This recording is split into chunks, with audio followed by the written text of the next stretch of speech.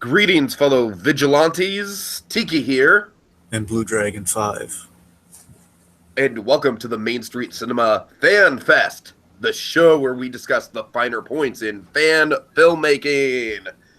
That's right, Blue Dragon 5. We have started a new kind of like a sub-series within Main Street Cinema where we're going to be talking about fan films. Dragon, we might branch out of this eventually, but for now, I'd like to kind of get our focus onto crossovers. A lot of awesome crossovers exist in the world of fan films.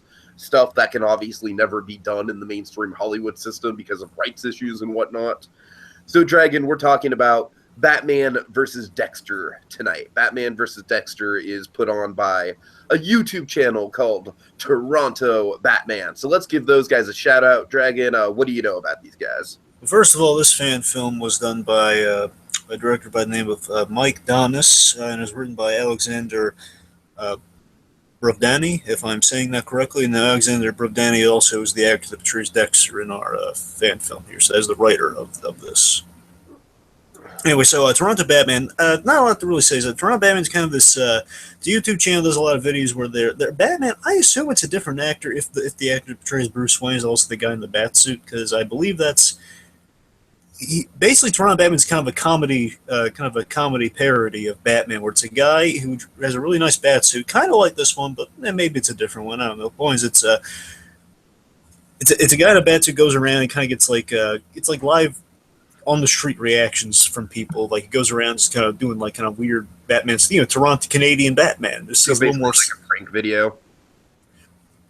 kind of. It's a lot of those, and also like a few videos of like playing off of other people dressed in costumes. Like Batman's like talking to this person. Sometimes they do that sort of thing. I mean, sometimes they're funny, sometimes not so much. But I mean, again, the costume looks really good. But I want to give them points there, whether you like them or not. They do this really neat thing where they have their people dressed up in costumes like Batman, Superman, Wonder Woman. They actually visit children's hospitals and stuff, and they do some charity work. They're really nice people there. So I mean, whether you like them, whether you get the joke or not, I mean, still give them props.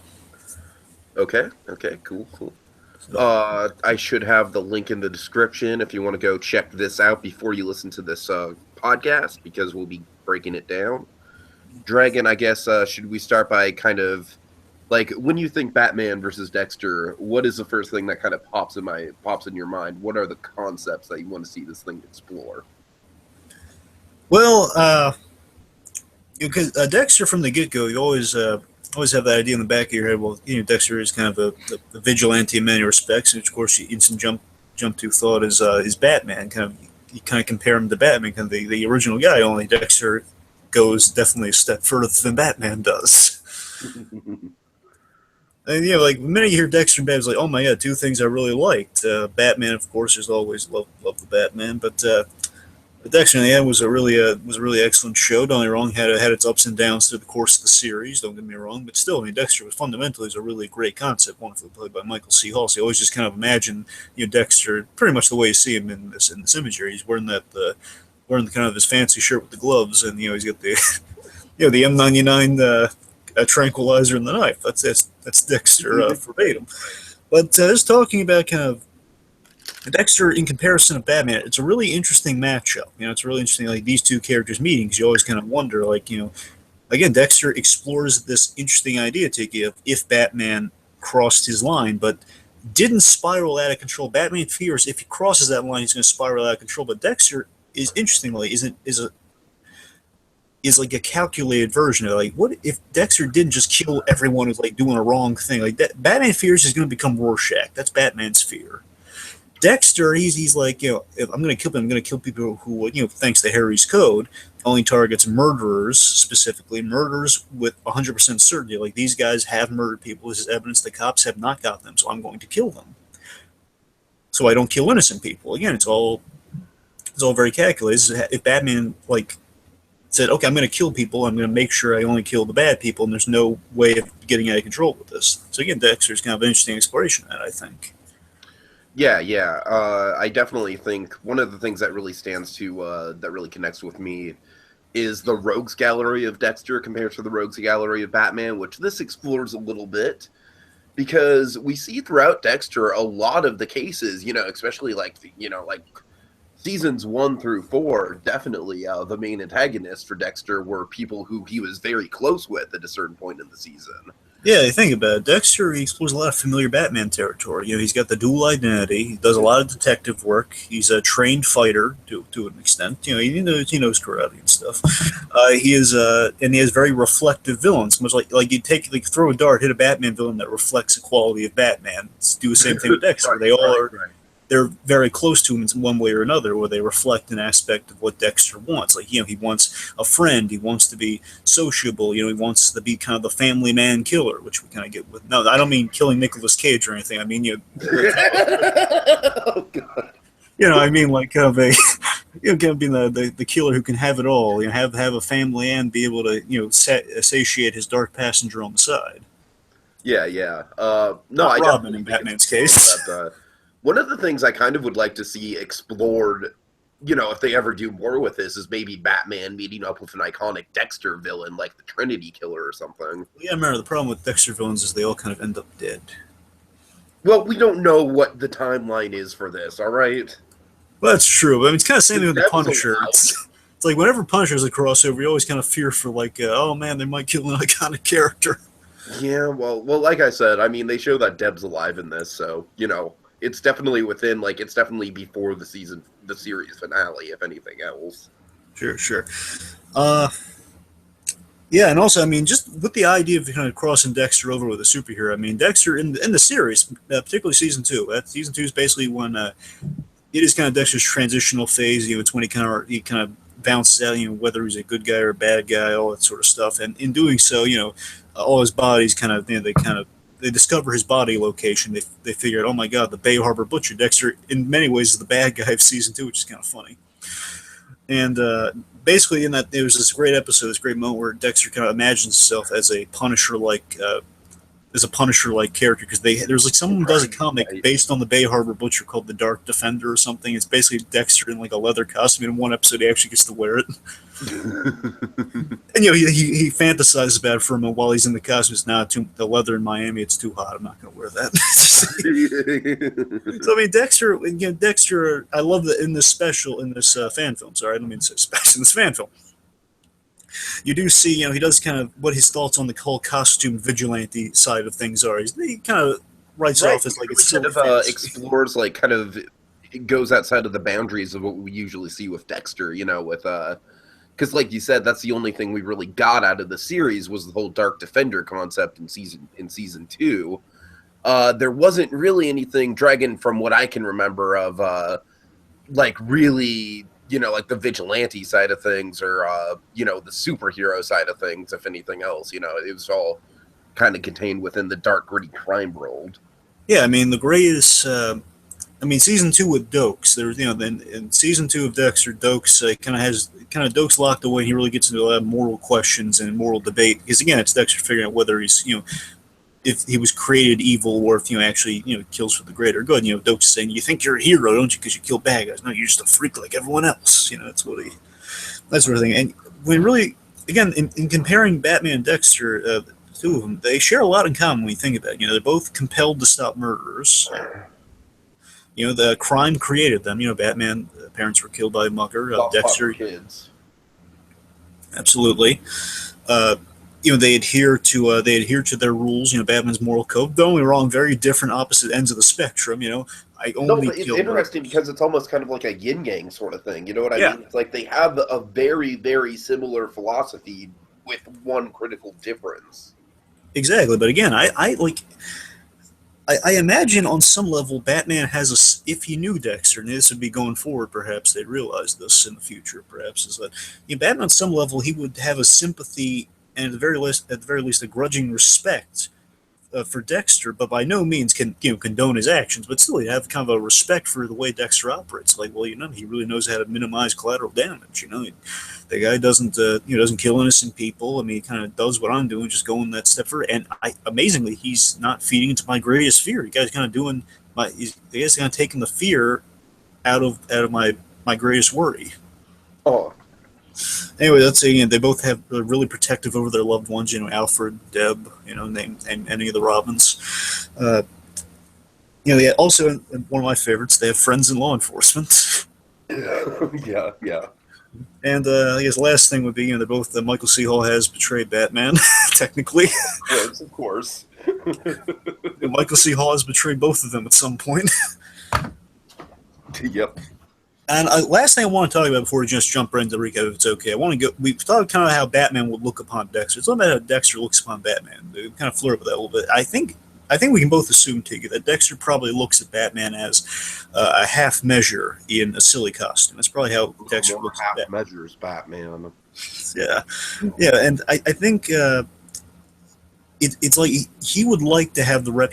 Dexter would probably flirt with the idea, as we see at the end of season 1. He kind of has that wonderful moment where he fantasizes about, "We love you, Dexter." That whole the whole parade being thrown in his honor.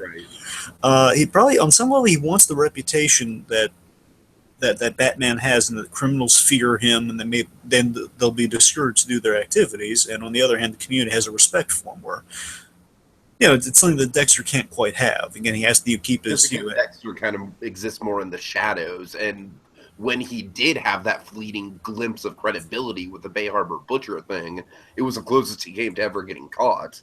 Yeah, in many ways, Dexter operates more in the shadows than Batman does, even. Oh, yeah. Oh, I would absolutely say so, yeah, because, keep in mind, Bruce Wayne absolutely uses his resources to his advantage as Batman, whereas with Dexter, it's just something he...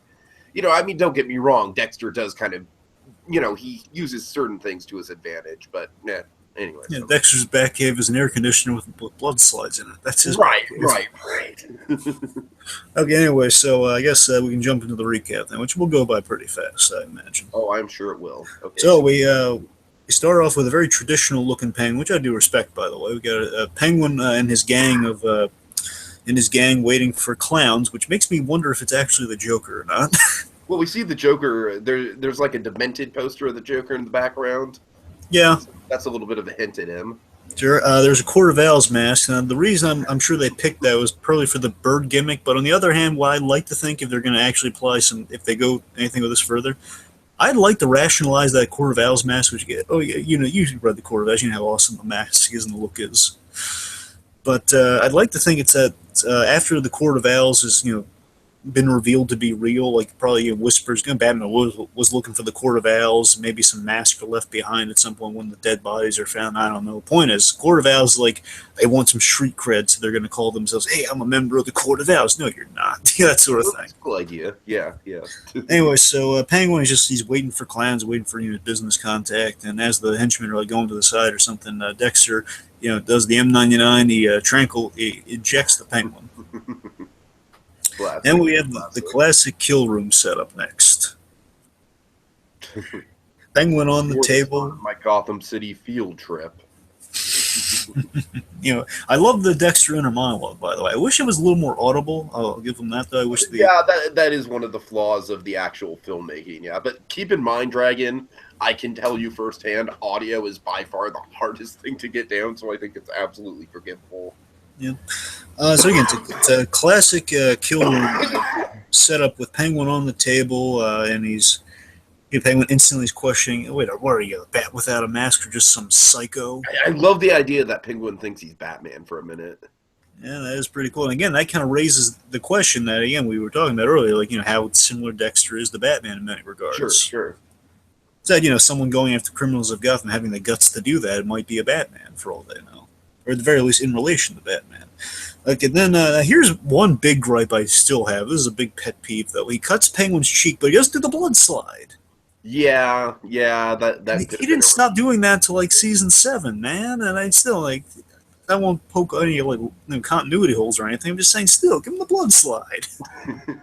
He's cutting the cheek. It's kind of like a trademark Dexter thing. It's his calling card. I mean, he did half of it. He cut the cheek, he cuts the cheek, and then he takes the blood. Why didn't they do the blood slide? Yeah. Anyway, so that was the biggest flaw I have with the whole thing. By the way, I just want to make that clear. Anyway, so. Penguin, he was making threats, as Dexter rattles I'll kill you, motherfucker! Freak like you don't last in a town like this. I'll tie you to a railroad. He puts tape on the Anyway, so Penguin's making his threats, and meanwhile Dexter's again doing kind of classic modus operandi, rattling off of pictures on tape to the side of the plastic. He rattles off Penguin's crimes and like kind of all the victims, and he says like making people into slaves and shooting them to send a message to the other guys, dicing them up, killing them, and feeding to the pet pigs. Birds, Tiki, birds. Oh, pet birds. Oh, I'm sorry, pigs. Where did I get pigs? You're thinking of Hannibal, Tiki. No, I think I'm thinking of Professor Pig. I think I had a Freudian slip there. Anyway, so raping and killing women and dicing them up, feeding them to his pet birds. Also, I just love this little bit where Dexter rattles off that. And remember your penguin head umbrella, which even animal cruelty to the list. Sure. Dexter's very enthusiastic about it for his little Gotham field trip. This is very big for me. Well, that is one of the things we can explore with Dexter and Gotham City is that you think, okay, Miami is a shithole. What other place is a shithole? Gotham is far worse. Clean up, it's a smorgasbord of supervillains. He's never killed supervillains before. This is his first supervillain. Like, this is just his idea of like a week-long getaway to Disneyland or something. Yeah, hey, it's literally like that thing. It's like, oh my god, it's like the serial killers, but they're in funny costumes. Oh, like, I'm gonna get the Riddler's autograph, and I'm gonna slit his throat. Then we get some cotton candy with Catwoman, then strangle her with piano wire. Okay. Anyway, so let's see. So then we have we have two really excellent Batman shots in this whole thing. One, we have the silhouette on the plastic. Yeah, the silhouette is really well done. Great job there. Yep, and then I love this. I love Batman's entrance. Interrupts the classic thing we've seen with Dexter over and over again. The knife's coming down about the Penguin's chest, but Batman stops it. He grabs the arm. Dexter's completely caught off guard. I love Dexter. His inner monologue. He's just like, "You're real," and now I'm worried. Yep, and also I love that we're on Dexter's. This is all kind of from Dexter's perspective. This episode. Yeah, right. Like I said, it very much feels like it is like an episode 1 of a Dexter season where, Dexter's in the city, kind of exploring okay, this season's theme is going to be vigilantism. Maybe Dexter and Bruce Wayne will get very close. Maybe, wouldn't it be interesting if they had a Dexter season, just kind of thinking out loud of this as a larger scale concept, if Bruce Wayne and Dexter got close, but then Bruce Wayne had to do something about Dexter because of the killing thing? Yeah, well, again, it sounds very much like a way the show could go. Right. Anyways, let's see. So Batman's interrupting the knife, which is great, and let's see. So then he's getting into a little bit of a fight with Dexter. Obviously Batman's going to outclass him in a fight, but luckily, again, Dexter's on kind of uncharted territory here. A serial killer, it's not exactly killing the good guys. Dexter pulls out a second needle and stabs Batman in the opening of the face, which was where he would stab Batman with a needle. Mm-hmm. I like that Dexter acknowledges that too. I wonder if that worked in the face. Thanks. I've always wanted to try it. And importantly, they said they're going to explore why Batman will be able. For anyone who's going to any naysayers, going to be like, Batman's not human. He can't be taken down by anything in a fight. For those guys, first of all, Batman has to take a few hits. Otherwise, why do we root for him? Right. But why do we care? We know the guy's going to. He's going to take a few hits, including a needle to the face, which is a new one. It's Batman versus Dexter. The versus implies a struggle. Yes. Anyway, so. Boys, I figure it's going to be Batman's. He's distracted by the antidote, so he's conscious. He doesn't get knocked out by Dexter, but he takes the antidote to make sure one, he's not poisoned by the thing, because it's not poison. It's a tranquilizer. Secondly, it's something that it's going to keep him conscious, but he's still going to be groggy from being stabbed in the face and the antidote's working through his system. Point is, the antidote distracts Batman. Dexter makes his getaway here, but he has a great line before he leaves. He says, "Piece of advice: the cape makes you look like a little boy." That is great. And again, that's consistent with Dexter's view of superheroes. He just feels the costume just cumbersome. Anyway, so let's see. Then he uses Oswald's phone. Thank you, Oswald. I also wish he called him Oswald a little bit more because it would sound more regal, more kind of Dexter-like. He calls him Penguin. It says he injects Penguin. He says, hello, Penguin. Well, maybe he's just starstruck. Like we said, this is basically a vacation for him. So Yeah. Anyway, so he uses Oswald's phone, and the covers escape. The ideas like sending a text for the guys, and while they're distracted, looking for everyone. Basically, it's something that's one to probably distract Batman, and mainly also cover his escape. So that's why he's summoning the henchman. mhm. Which is a clever plan. Penguin's freed by his goons. He's obviously upset. Doesn't even utter a word. Just bit of a Danny DeVito Penguin move, but he sends him to find Dexter and Batman. And this bit I loved. I want to say something about this. I love Dexter's little. Out of all his dialogue, I love the thing about the mask where he walks out of there. He's got like kind of a little bit like a kind of a bank robbing. Yeah. Bank Yeah, robbing. Dragon, this was absolutely a cool idea. It merges the philosophies together. This was probably, for me, definitely like the coolest image of the episode. It's like, Dexter taking a little something away from Batman. You know what I mean? Just a little shred of inspiration. I love it. Yeah, wears a bit of the mask. He says, "Thanks for the idea." Thanks Batman for the idea. Now, here's the two things I love most about the idea. Out of the whole thing, is my favorite idea. Is that one? It kind of occurs to you in this moment that Dexter wears a mask like Batman does. Think about it. He wears the mask of a serial killer ordinarily. Is that the message with that is like a serial killer can look like anyone. He just blends in. People don't look twice. I mean, we get that basically from the opening monologue of the whole series. Yeah.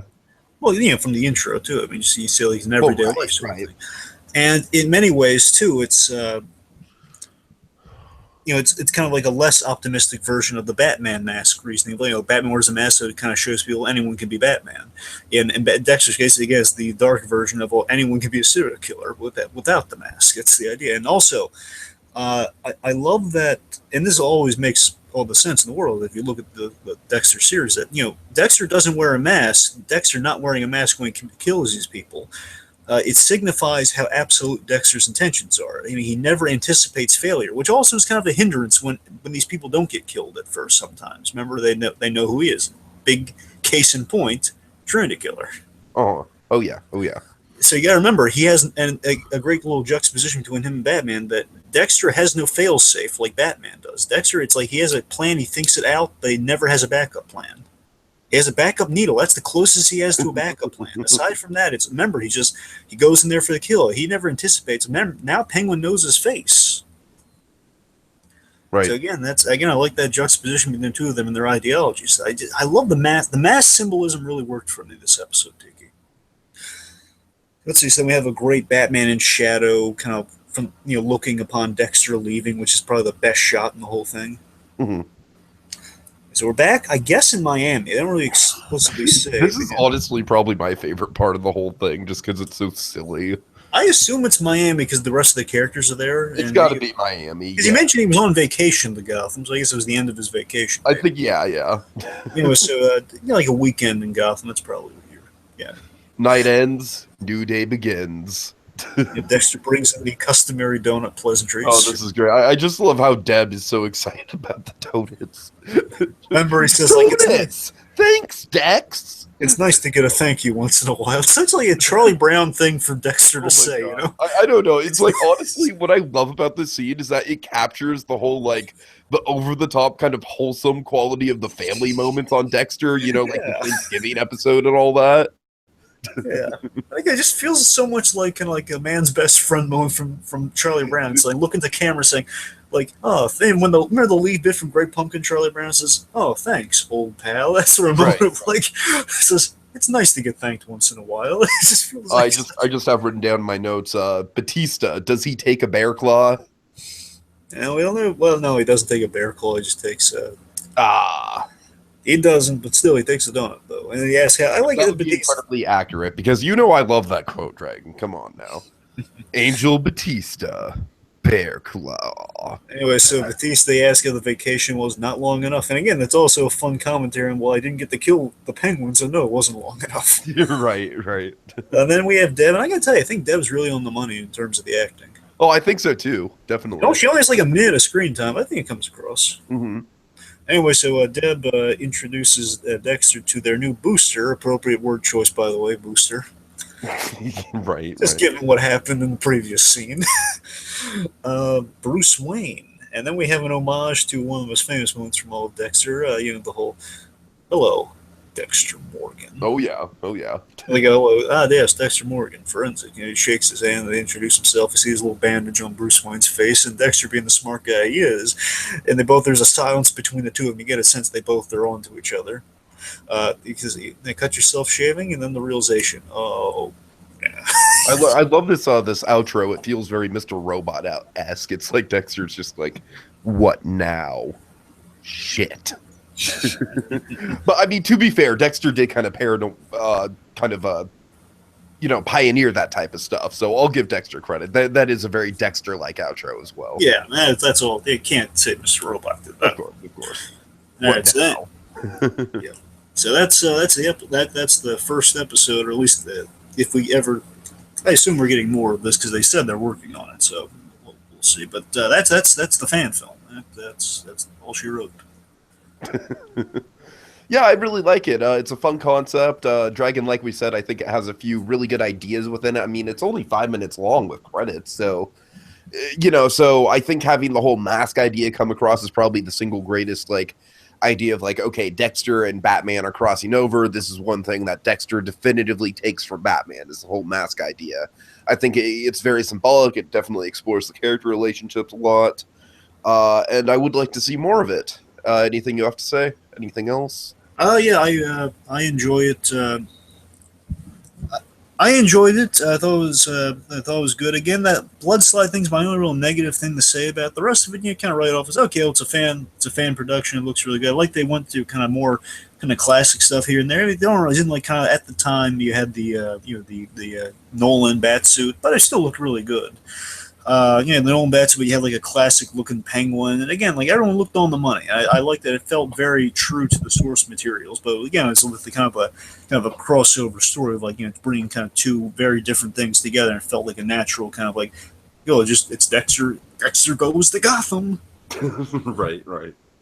And it was fun. They brought those interesting ideas, and it kind of makes you think about, oh man, Dexter and Batman really do have a lot of story potential. Speaking of that story potential, let's transition to real quickly to here's what's been said about going forward in the series by them. They have two things they've said. One is that the next episode, when it's at one point, basically last year is when they gave details on it. So I assume 2015 is when they were working on this, and either we're going to get something this year, or it's they're going to have a whole bunch of episodes in the can, maybe. So we'll see how that goes. Anyway, but again, let's also acknowledge the real possibility. They could be distracted with things and might be a longer time if we see it. So let's just acknowledge all possibilities there. So I want to make that clear. But fan films, it can be tricky, Tiki. So basically, they said next episode would explore Batman's side, the lead up to how Batman got there, because the idea is Batman there was an Arkham breakout, which could be neat that we get Batman's side of meeting Dexter. Where we saw Dexter's side of meeting Batman. Next episode would be what led up to those events would be a day in the life of Batman, foiling an Arkham breakout, finding out Penguin's got something going on, then stopping a murderer and being, what the heck's with this guy? Which could be good. Then going forward from that, they said the story would continue. Those are the only two details we have that are confirmed. Other than that, it's speculatory at this point. I would figure that just given where this episode left off, Bruce and Dexter, out of costume, would have kind of a conversation, kind of a real tension-based, dance around the truth of oh yes, you're very, very classic Dexter, right around episode 3 or 4 every season. I'd say is when we get that first scene in Dexter. That's like that. yeah, and I think it would be at some point in the conversation, whether it's the first one or maybe another conversation. It's revealed that Bruce knows. I figure Bruce going to Miami, of all places, because he was tracking Dexter, he's finding out what's going on. Of all things, Bruce would have done his research. So I would figure that right from the get-go, Bruce acknowledges, yeah, I know he whispers to him, I know your secret. And basically, then they have a conversation. It'd be Bruce telling Dexter he knows about his origin, his MO, which, Dexter looking into any killer. He would look into, okay, he knows Dexter's modus operandi, looking at all the various cases, knowing the body count he's racked up. And he says, yeah, I know your MO. I do respect that, but I can't condone your actions. That's the kind of crux of I think you can get with those characters. And importantly, I think at the end of that initial conversation, Bruce, whatever acceptance Bruce reaches, because again, you do risk hitting a wall with these two characters of well, Batman can't stop Dexter, or else the show's over. Right, yeah. And Dexter can't kill Batman because that's against Harry's code. And Batman can't necessarily work with Dexter because no killing. Uh-huh. So the point is, I would figure at some point Batman would say, stay out of my city, give him a warning of stay out I of my mean, you know what's city. good about it though, Dragon, is I feel like it kind of lends itself to the format, the formula of Dexter, which that was kind of one of my problems with Dexter was the formulaic nature of it, but I think it would work well within this context where it's like, we see basically with Dexter every season is Dexter gets close to a villain either because he's being tricked by them by like the Trinity Killer, or because he's getting close to them to get info out of them like Miguel Prado, and then kind of the last half of the season is them kind of facing off. So I would imagine if they do this Bruce Wayne stuff, it's like there's a lot of stuff like it couldn't exist past a season. But I feel like there is a lot of intrigue there that could fill up a 10-episode run. You know what I mean? Let me throw this at you. I've got an idea for a way that could go. It's with three villains. Right. So like basically the whole thing between these two would be like a battle of ideology versus like a physical battle. Because again, we can imagine Batman would win physically against Dexter, even though Dexter's got some moves. It's still, in the end, Batman probably wins. So I think it's important they keep it like a battle of ideology, like the whole Batman doesn't kill question, but do an interesting Dexter perspective though. Mm-hmm. And I think what you could do with that, I think three villains would like represent a really good arc with these two guys, like getting to know each other, getting a little close, kind of finding a middle ground, but then of course boiling down to the opposite spectrums they're on. Is that you could have, they go up against like someone like Victor Zsasz, maybe Victor Zsasz, really bad killer, knife heavy, again kind of knife wielding serial killer versus other knife, providing some context. I know how Victor Zsasz operates because I have my code and he has his code. So again, Dexter proving his use to Batman. Next one will be hilarious because you get the ventriloquist. The ventriloquist is someone that Dexter actually could kill. He can kill the dummy, and Batman would be perfectly fine with it because that would kill the guy. Exactly. And the last one would probably boil down to a head because who's obviously Dexter's going to have to go to the Joker because the greatest monster in Gotham. He's got to try to kill this guy. And then I think that's definitely the one we're all waiting for. The one we're kind of on the edge of our seat for. I just think it'd be great if you kind of did the arc of these two guys kind of getting along and finding a middle ground. That all goes to heck when you target the Joker because that's the biggie. That's the one like no, you can't kill the Joker. Why not? Because it's a complex issue, man. And that's where it all breaks down. So that's just my use of crux of I think where they could go with the series. It's just kind of generally plotting out without giving a whole lot of thought to it. Just saying, well, I mean, they could probably go those directions. But again, it's a good idea, kind of comparing Dexter and Batman, seeing these two guys kind of in each other's world because they bring up interesting questions in each other. Yeah, absolutely. And I think this was a really good kind of fan film to start off with. Like I said, Dragon, this is definitely the start of a new kind of mini-series for us. I only say mini-series just because these fan films are going to be short. The podcasts are generally going to be shorter than normal Main Street Cinema episodes. But, Dragon, like you said, I think one of the things we want to focus on is kind of like crossovers with this fan film series and maybe, what different fictional characters bring out in each other and what interesting fictional, writing developments we could do with that. So that's kind of going to be something looking forward that we're going to explore with this, and I'm very excited about it. Dragon, any final parting words? Just everyone stick to a code. You want to stick to a credo of some kind that'll kind of steer you out of the darkness. Something that'll kind of satiate the dark passenger, but also honor the dead parents. You want to find a good middle ground with that. All right, so hope you guys like this. It's kind of like I said, it's first time thing, probably more to come. So, all right then. See you guys later. And then, Dragon, if you will, can I make a pitch for another Batman versus Dexter? If you must. Okay, so just to end out on, so Zack Snyder, Batman, he's a killer, he's a murderer, he has to die. Dexter, do your thing, man. Come on now. That's what I want to see. Kryptonite knife. All right, see you guys later.